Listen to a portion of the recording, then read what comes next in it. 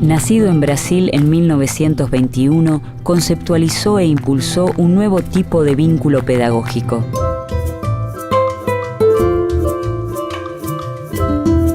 Entendió que el educador debía involucrarse en las problemáticas de su pueblo y emprendió un camino de lucha contra lo que denominaba una pedagogía bancaria.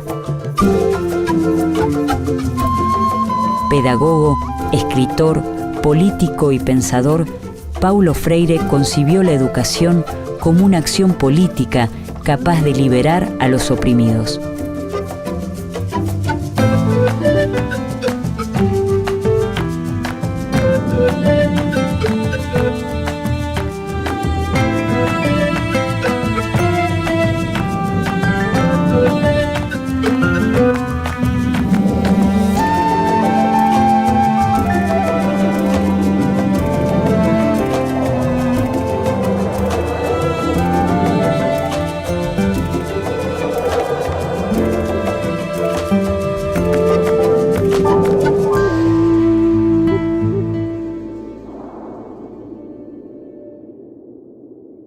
Es el 19 de septiembre de 1921, cuando en Recife, una ciudad empobrecida del nordeste brasileño, nace Paulo Freire.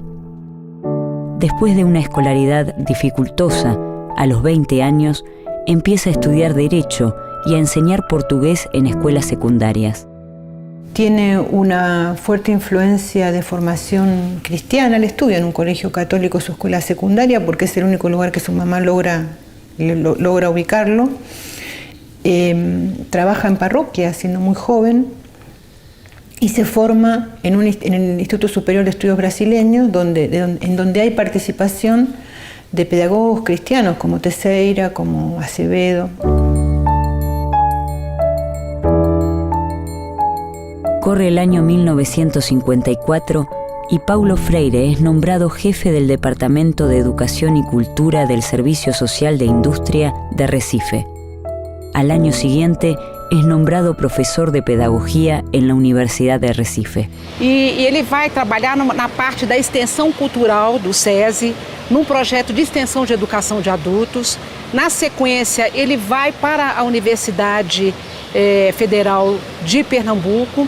E toda a experiência que ele começa a fazer com a educação de adultos é o que de fato direciona ele para a parte da educação, porque o Paulo Freire ele era formado em Direito, então ele vai se deslocando para a parte para o campo educacional, né? A esposa do Paulo, a primeira esposa, que era a Elza, de fato que era professora primária, e onde nessa parceria de casamento e de ideias ele começa a ter o foco na questão educacional. Então, o Paulo Freire, no Nordeste, nós tínhamos um discurso no final dos anos 50, do governo do Juscelino Kubitschek, que o país não se desenvolvia porque nós tínhamos mais da metade da população brasileira analfabeta. Freire promueve la participación crítica de padres y de alumnos sobre las cuestiones que hacen a la vida de la escuela y de la sociedad. También se preocupa porque los trabajadores reflexionen y tomen conciencia sobre sus problemas educativos, sindicales, laborales y familiares.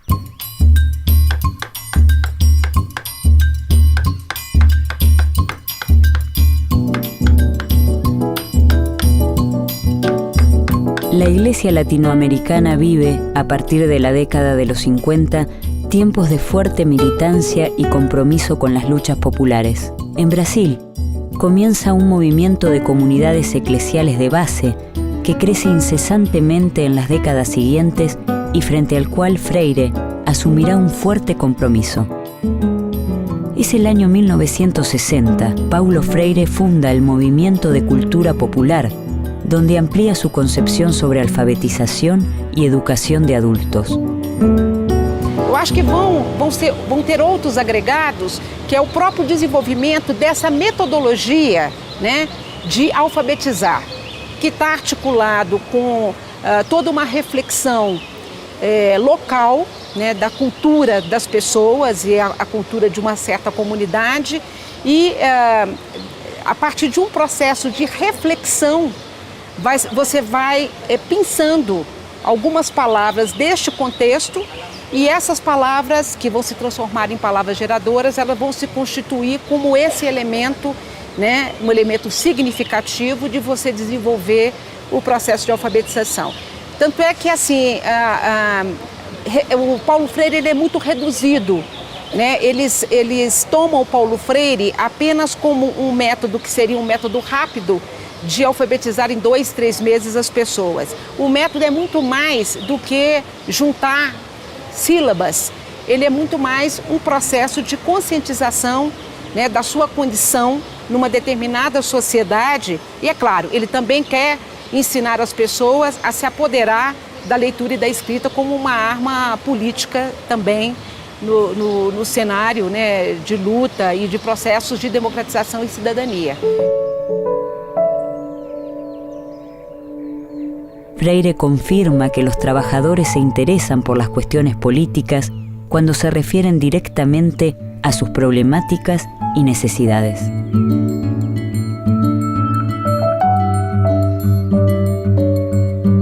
Para Paulo Freire es claro que no se trata de explicarle a las personas cómo es la estructura de clases de la sociedad o cuáles son las contradicciones principales y secundarias. Se trata de hacer una experiencia en la que el sujeto articule esa preocupación, esa experiencia existencial con esos problemas estructurales o con esa situación estructural.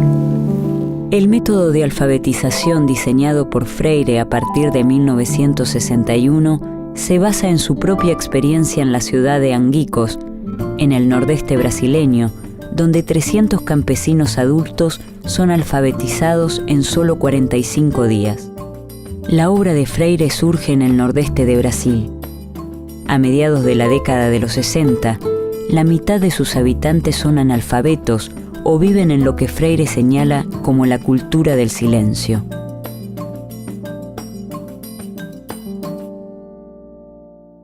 Mas a mais conhecida é uma experiência que ele realiza no interior do Rio Grande do Norte, que é um estado próximo ao seu estado natal, a Pernambuco. No interior ele vai fazer um trabalho de alfabetização junto a cortadores de cana, né? E é um trabalho onde ele vai ali testar alguns princípios daquilo que nós vamos conhecer posteriormente como a pedagogia do Paulo Freire, né? Quais seriam isso? Primeiro, que todos nós já conhecemos o mundo, né? Um pouco que o conhecimento do mundo precede o conhecimento da palavra escrita. Portanto, que essa ideia de que os sujeitos não conhecem nada é uma ideia que ele combate e combate muito fortemente. Então, essa experiência que ele realiza ali em Angicos, com cerca de 300 trabalhadores que têm a experiência, né, de cortar canas, e faz uma experiência de alfabetização desse coletivo num período que é considerado muito curto, né, que é um período em torno de 45 a 50 dias, quando essa experiência se realiza. Que o Joaquim se levantou um dia durante o processo da busca, da pesquisa, e foi ao quadro negro, apanhou o giz e escreveu Nina. E quando acabou de escrever Nina, ele deu uma gargalhada nervosa que quase não terminava. E eu disse, Joaquim, que passa, que há contigo? E ele riu, olhou para mim e disse, puxa, Nina é o nome de minha mulher.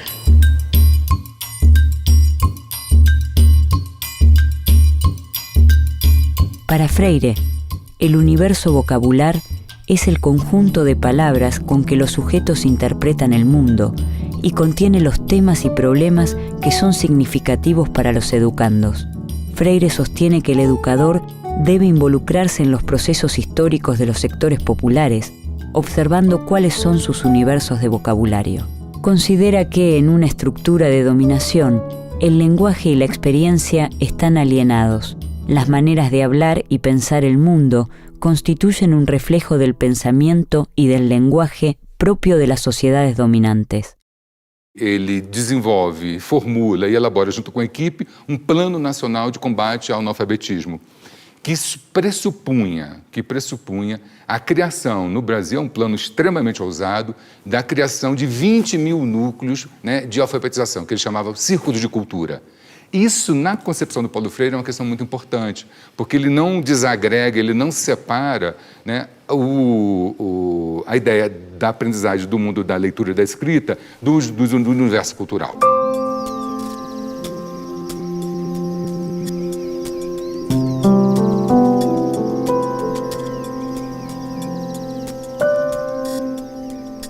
1963, Paulo Freire es nombrado director del Plan Nacional de Alfabetización, pero al año siguiente, un golpe militar pone fin a esta etapa. Freire es encarcelado por la dictadura y encuentra protección en la Embajada de Bolivia, cuyo gobierno lo contrata como asesor del Ministerio de Educación. Pero, apenas llega a la ciudad de La Paz en 1964, es testigo de un nuevo golpe de Estado y se marcha a Chile. Freire comienza así un largo exilio que se extenderá hasta 1980. La experiencia del exilio es muy fuerte en Freire. Él en algún momento en varios momentos lo manifiesta, y de hecho el primer exilio, que es el exilio chileno, en Chile hay una gran concentración de intelectuales, se está armando el gobierno de la Unidad Popular. Permanece en Chile durante más de 4 años, donde trabaja en el Instituto de Capacitación e Investigación de la Reforma Agraria y en la Oficina Gubernamental Especial de Educación de Adultos. También la experiencia del exilio que continúa en Ginebra y lo vincula desde ahí con varias experiencias de los movimientos revolucionarios africanos, lo pone en contacto con un pensamiento muy potente. Uno de los más fuertes que a él lo impacta mucho es el de Amílcar Cabral, el dirigente de la Revolución Guinense, uno de los intelectuales más importantes. En 1967, Freire viaja a Estados Unidos como conferenciante de diversas universidades y trabaja como profesor invitado de la Universidad de Harvard.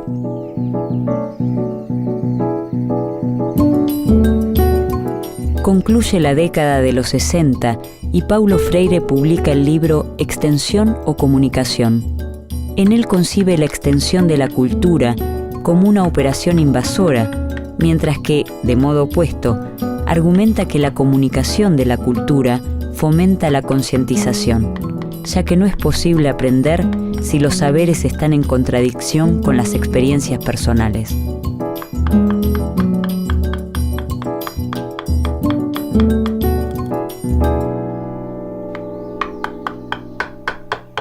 Cuando Freire discute eso y escribe un texto que en Chile está discutiendo con el pensamiento hegemónico en ese momento y poniendo en tela de juicio no solamente un modelo abstracto educativo, sino una práctica político-pedagógica concreta. Paulo Freire afirma que el educador que no conoce el mundo del campesino no puede establecer un vínculo pedagógico con él, ni mucho menos tratar de cambiar su actitud. Enarbola su experiencia educativa en principios que fomentan la práctica de la libertad, prácticas que se alejan de un simple apoyo técnico y ponen el esfuerzo en intentar descifrarse a sí mismos y a los demás. Paralelamente diferente. Hola, buenos días. Buen día, ¿cómo estás?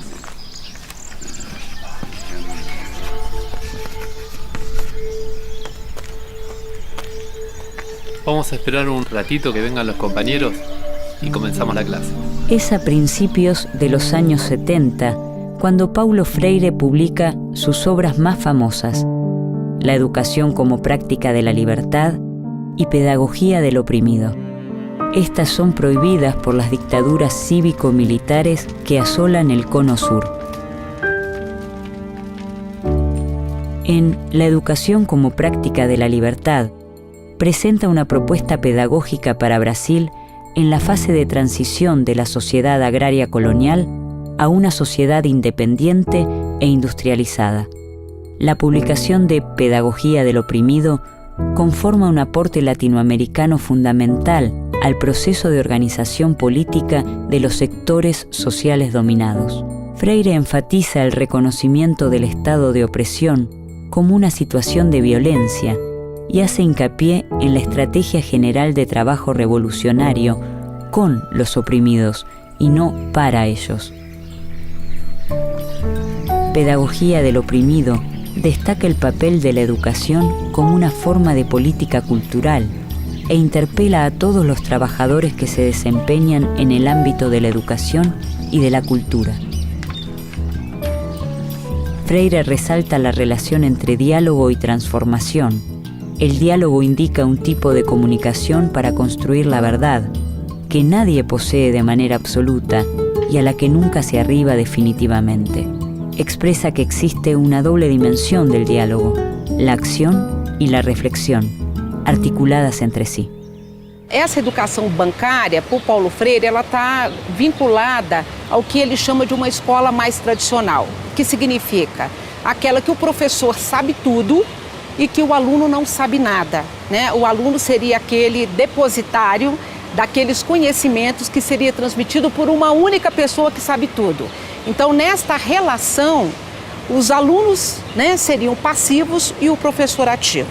Então, quer dizer, o que o Paulo Freire ele vai propor é que a gente se educa, né, ao mesmo tempo que é educado. Então, quer dizer, nesse sentido, o que faz a contraposição é que o professor ele tem que ter a capacidade de, conhecendo este universo cultural, histórico, linguístico dos alunos, ele poder organizar essas ideias e esses conhecimentos de uma forma sistematizada, ele aí criar todos os processos para que esse processo aí, no caso de alfabetização, ele se dê, ele aconteça. Leonor, ¿cuántas sílabas tiene Sembrado? 3 sílabas.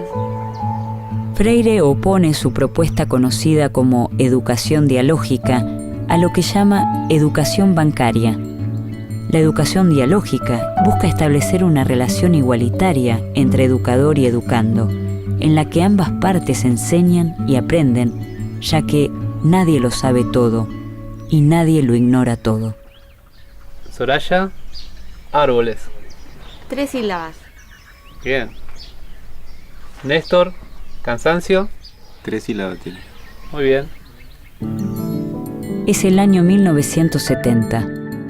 Paulo Freire se traslada a Ginebra, Suiza, donde es convocado para asesorar en los programas de educación del Consejo Mundial de Iglesias. Entre los años 1975 y 1980, trabaja en Santo Tomé y Príncipe, Mozambique, Angola y Nicaragua, lugares donde se posiciona como un militante comprometido con la liberación de los pueblos oprimidos. En marzo de 1980, Freire emprende su regreso definitivo a Brasil.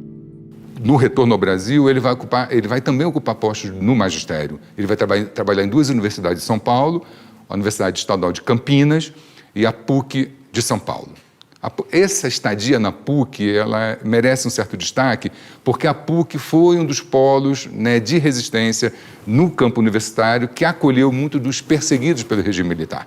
E ela abrigou muito daqueles que tinham passado pela experiência do exílio, e aí acho que ajuda a compreender um pouco a presença de Paulo Freire e a presença de vários intelectuais que vão trabalhar na PUC São Paulo e vão ajudar a organizar o campo da reflexão na educação com a criação, na verdade não a criação, mas com assim, a revigoração dos programas de pós-graduação no interior dessa universidade brasileira. El Partido de los Trabajadores gana las elecciones municipales en San Pablo en 1988 y Freire asume como secretario de Educación. Su política se centra en 4 objetivos principales: ampliar el acceso y permanencia de los sectores populares a la educación pública, democratizar el poder pedagógico para que todos se vinculen en una planificación autogestionada, fomentar la construcción colectiva interdisciplinaria y la formación permanente del personal docente y contribuir a la eliminación definitiva del analfabetismo. Y el otro elemento que no quiero dejar de mencionar es la dificultad que tuvo Freire para esa gestión. Era Paulo Freire. Venía con un enorme prestigio internacional, con un enorme apoyo político. Él es uno de los fundadores del Partido de los Trabajadores, estamos hablando en 80. Llega con un enorme apoyo y tiene muchas dificultades para implementar transformaciones en el sistema escolar. Paulo Freire se encuentra en una situación paradójica. Crítico de la educación promovida por el Estado, es ahora funcionario público. Acepta el cargo convencido de que es una oportunidad para modificar problemas estructurales de la enseñanza, pero las presiones ejercidas desde la burguesía paulista, la oposición política y la prensa escrita lo llevan a renunciar a su cargo y continuar trabajando desde otros espacios. Entonces hay que ver ahí cómo funcionaron los diferentes actores, las familias, los partidos, los sindicatos, los diferentes componentes del frente, porque no es que gana el PT, gana un frente en las elecciones en San Pablo. Entonces me parece que toda esa complejidad, por lo menos para alertarnos de que no es fácil cambiar el sistema escolar. Si Paulo Freire no pudo, bueno, ¿cómo habría que hacerlo? Y en un momento él decide que lo mejor para que su equipo, que no es la gente, sino para que ese proyecto continúe, es que él se retire, ¿no? Entonces él dice, me voy para quedarme. Y de hecho queda el equipo que venía trabajando con él, desarrollando el proceso que se había iniciado.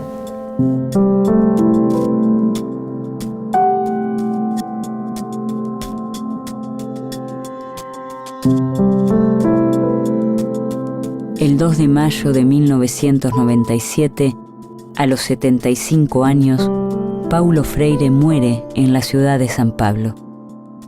Su obra, traducida a diversos idiomas, se extiende a más de 27 libros propios y colectivos.